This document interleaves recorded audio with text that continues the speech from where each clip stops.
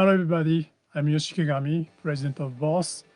I'm talking from Japan, as usual. So, good morning, Matt. How are you doing? Good, thank you, Yoshi-san. Good afternoon and good morning to everyone tuning in. This is Talk with Boss, our weekly live stream where we dive into a different Boss topic every week. And Yoshi-san, do you want to introduce the theme Mhm. for this week? Yeah, today's theme is drive pedals, Hmm. especially black models, MT2, Yes. ML2, and ST2.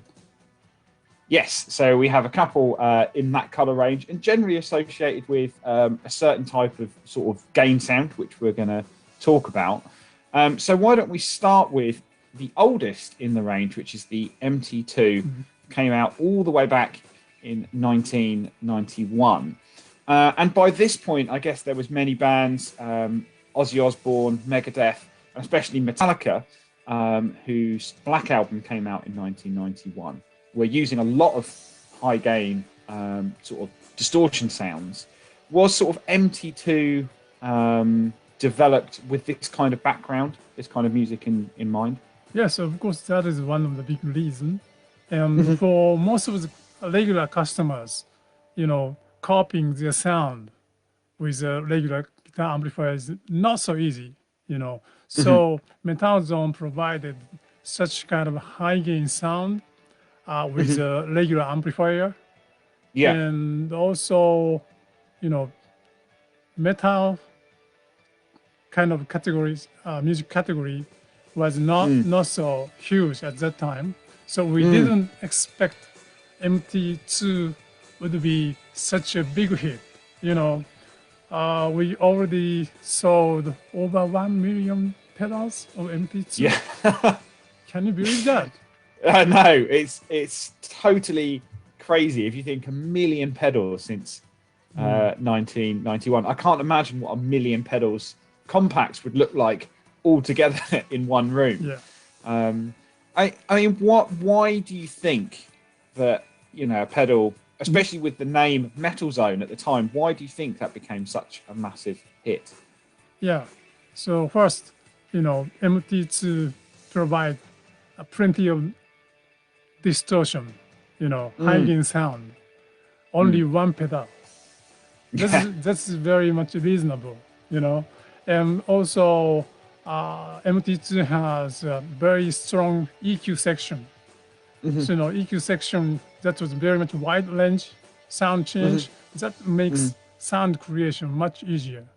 So, Yeah. such kind of a combination of high gain sound and strong EQ section, that Hmm. that's why MT2 could be standard. Yeah.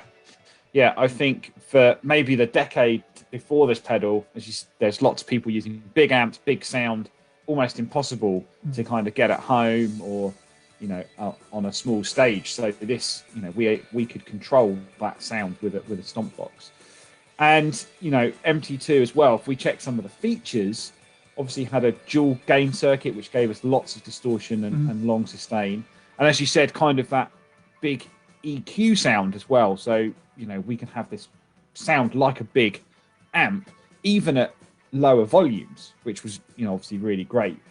Was there anything on the circuit from a technical point of view that was interesting about MT2? Yes, MT2 was the first pedal to start using dual axis volume pot.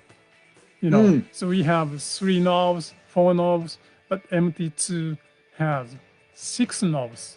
So that Yeah. means you can change six parameters. So Yeah. sound creation is expanding very much. Hmm. That has high-low EQ and also Yeah. mid-range with frequency change. Yeah. So you can change the sound very much. Some guys said MT2 is good for jazz or blues. Yeah. Maybe this EQ section helps to change the sound character, not only metal, you know. Yeah. So that is another big reason people love MT2.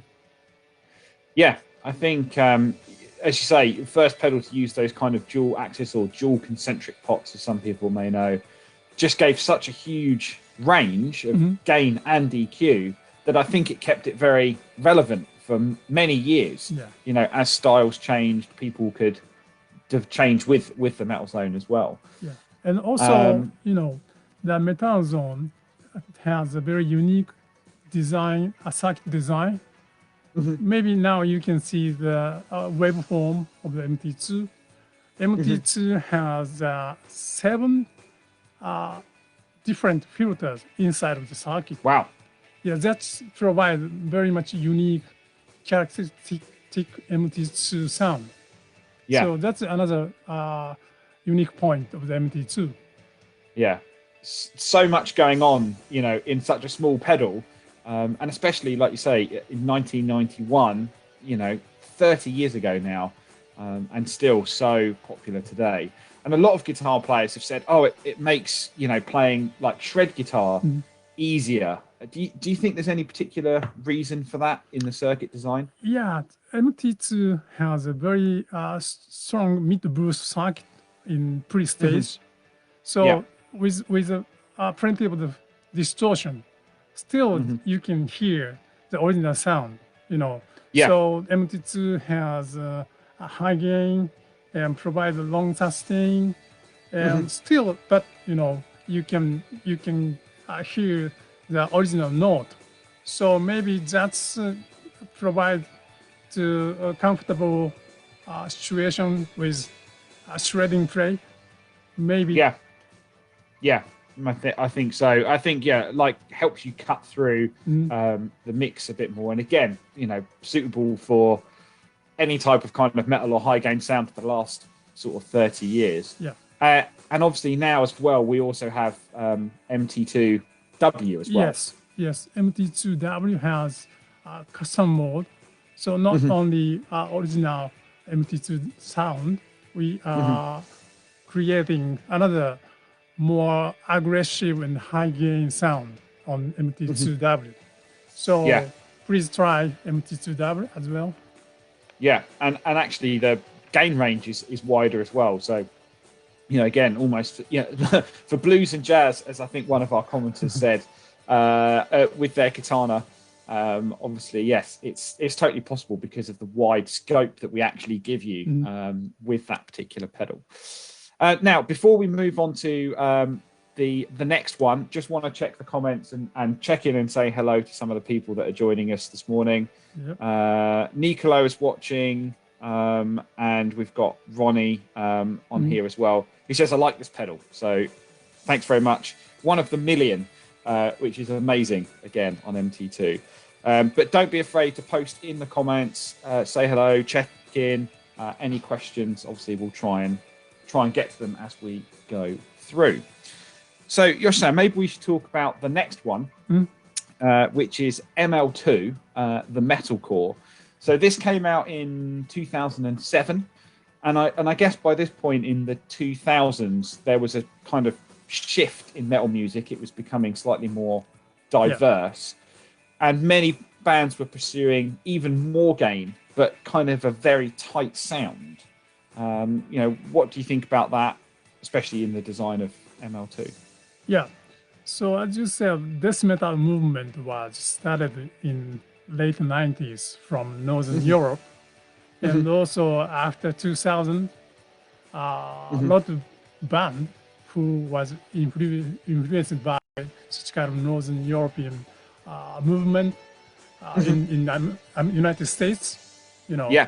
So then they are started using big stack amplifier like Mesa Electrifier or Houston Kettner kind of stuff, you know. And also they wanted to play very fast riff, you know, shredding, you know. So they wanted to have tight and sharp sound. So such kind of a background, we decided to make ML2. Yeah, and I think, you know, very different to some of the other things that we've done before. For those of you maybe unfamiliar, but it has independent high and low EQs. So as you say, we can realize that sharp sound, that cuts through, but we can maintain a very tight low end, and it utilizes a high gain sound, almost like using a big stack amp with a gate effect. So as you say, shredding or fast guitar playing cuts through, but also we can still play chords and maintain that sort of big sound. When you were thinking about all of this, was there any difficulties in developing the circuit? Yeah, as you know, MLT has a much more rich low end sound, and realizing tight response in low end with a rich raw frequency response, that is a big challenge to getting a suitable tuning. Yeah. Especially how to say the sound that's you play the low string and pick touches very Yeah. kind of like massive attack sound. When second hit the string, that is very much important for such kind of music. So that is a very much big challenge for us. Yeah, and I think, like you say, sometimes just increasing the low end, things can get very muddy. So what we keeping that low end kind of tight, as you say, for that kind of like, I guess people would say chugging, on the strings would keep that pick attack very very tight, and as you say, matches that stack amp of the time, maybe a rectifier or a Hughes and Kettner, but also quite good for multi-string guitars as well, right? Versatile for that kind of thing. Yes, if you set distortion and low knobs to a little bit down, that would be very good for 7 strings guitar and also drop tuning guitar. So please try just setting a little bit down the distortion and low knob. Yeah. We all know how fun it is to turn everything to 10, but sometimes there's some extra sounds that you might find just adjusting the gain control. There's a huge frequency response in there that's worth playing around with. And from ML2, just 3 years later in 2010, we released the ST2, the power stack, which came out alongside the BC2, which was our combo drive, which kind of was more like making an amp-like distortion in a compact pedal. Was that the concept that we were going for at that time? Yes. So ML2 sounds more metal, but ST2 sound is a little bit returned to kind of like Marshall original sound. But people started to use Marshall with some modification as a high gain sound. So, everybody started to use amp-like. Our competitors, pedal manufacturers, started to use amp-like keyword. For us, amplifier sound, most important thing is picking sound change or, change guitar volume, then you can change the sound. Also, from the cabinet, such kind of cabinet sound is very much important.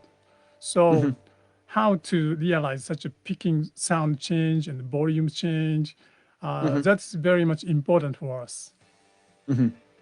Yeah, and from what I understand is that when we also just before released the FBM1 and the FDR1, which were our collaboration models with Fender in 2007, that actually also helped contribute to the creation of ST2. Yes.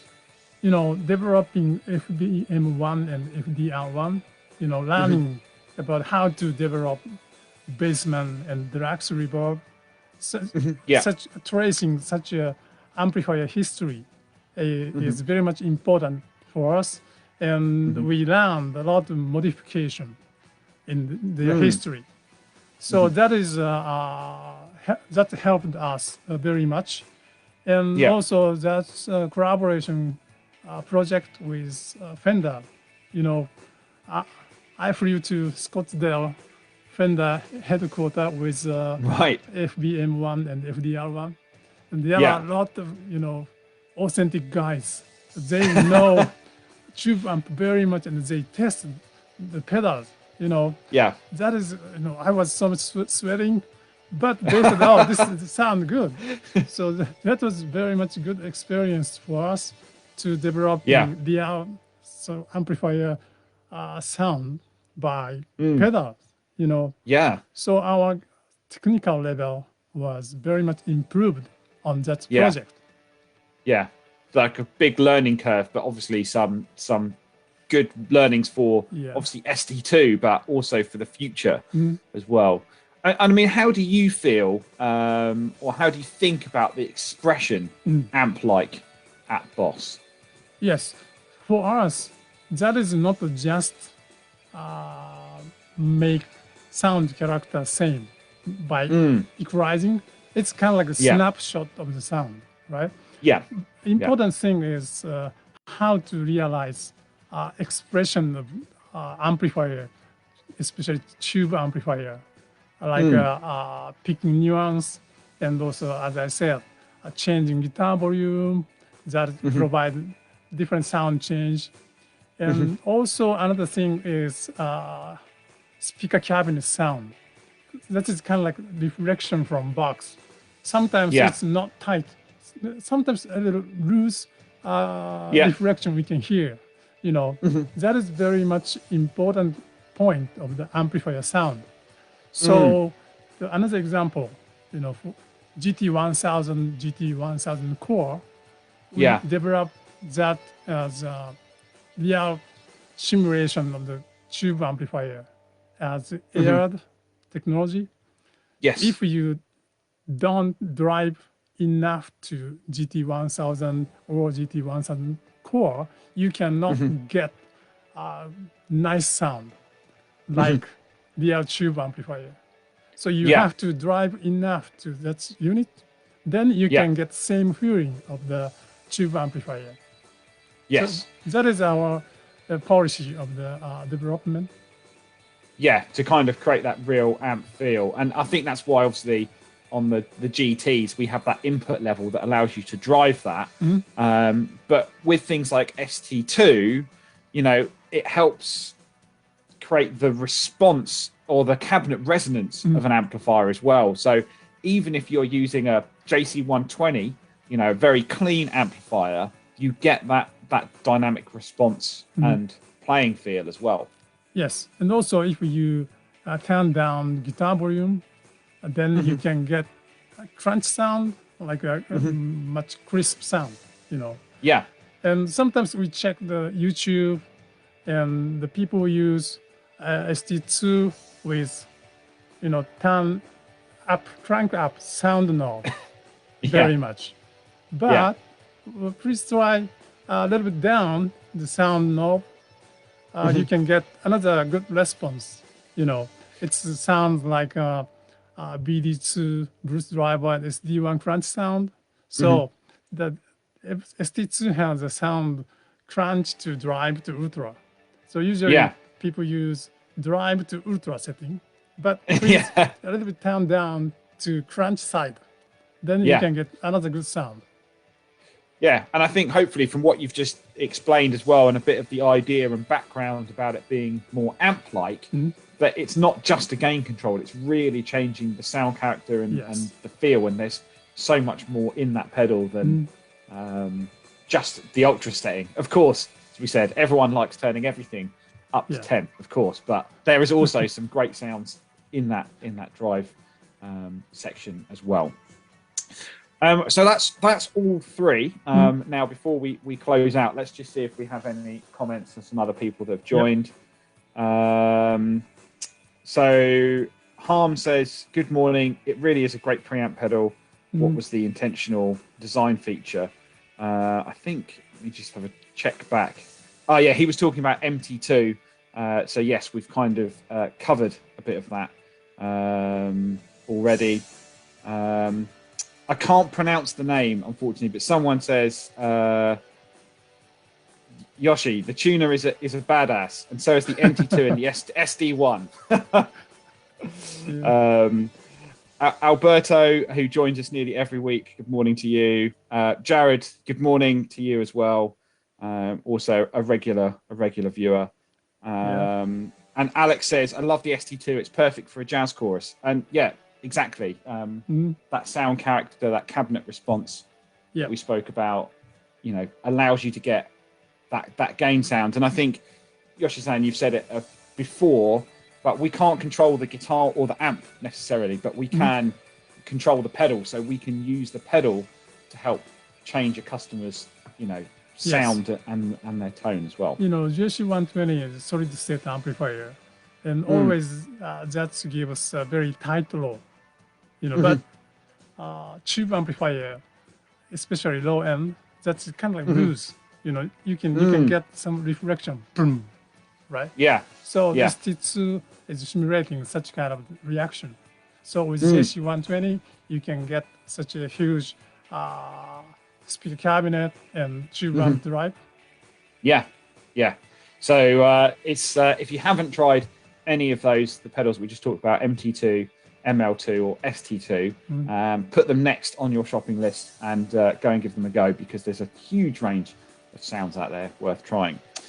So with all of that, that's the end of this week's episode. And Yoshi-san, do you want to introduce the theme for next week? Yeah. So recently we talked about yellow pedals and black pedals.